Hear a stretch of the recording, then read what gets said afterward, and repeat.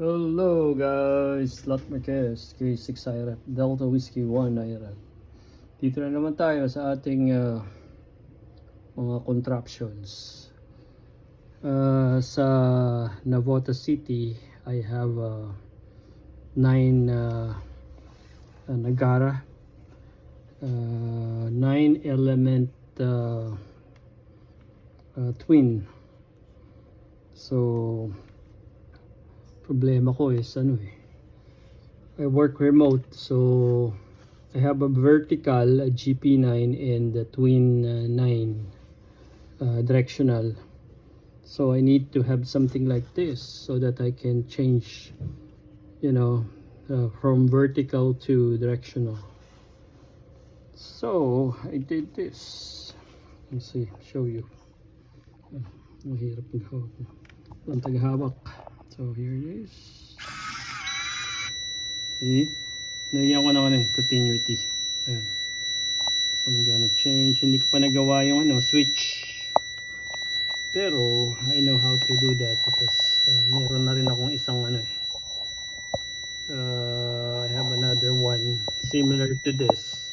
Yun namang what you call that? Yung ating para dun sa ating what you call this, lighting meron linear actuator.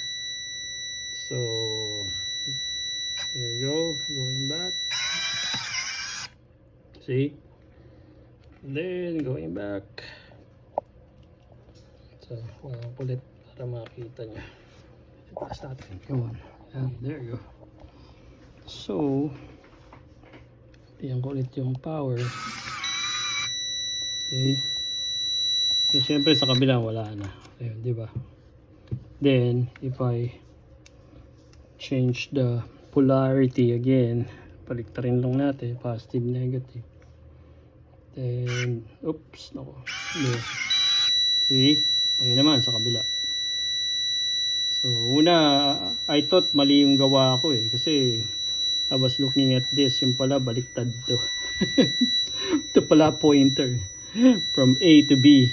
So this is working. Okay guys, yan na naman ang ating linear actuator.